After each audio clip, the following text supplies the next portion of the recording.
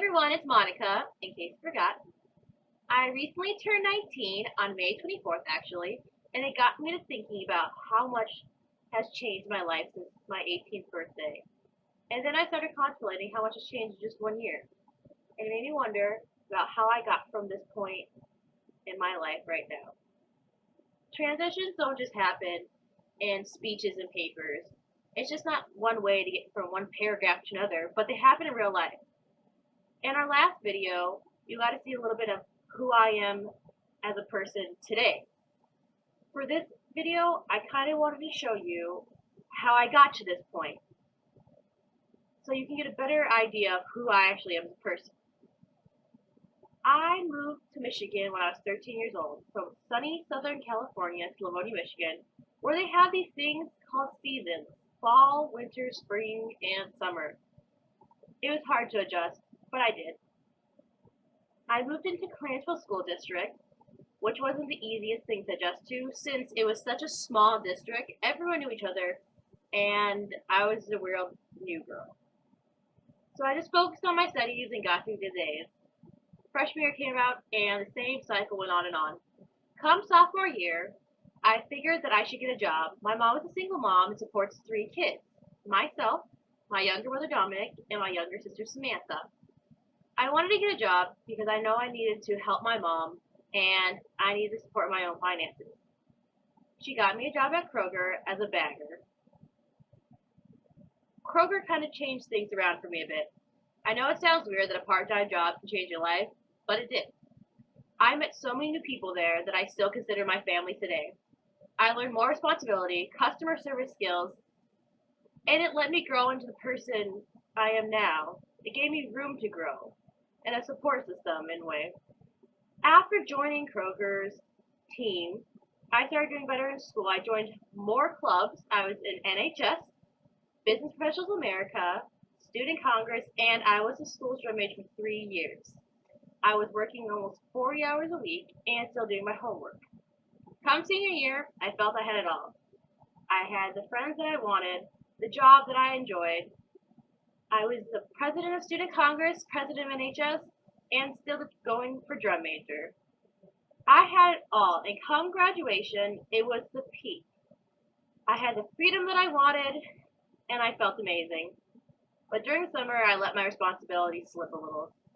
I focused more on a coworker and my infatuation for him than I did my personal responsibilities. I should have focused more on college. I just got accepted into University of Michigan, and I got a full ride to Wayne State.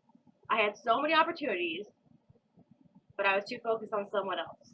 Fortunately, I chose to go to Wayne State, but I wasn't completely prepared for college because I was too focused on partying with a boy.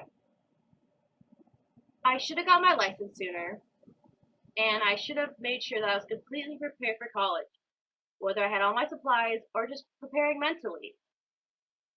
Come fall, things kind of fell apart. The weather was gone, the freedom was gone, responsibility hit me dead in the face, and I lost the boy. I felt like I had nothing, and I still did not have my driver's license a week before school started. So I had to get that together real soon.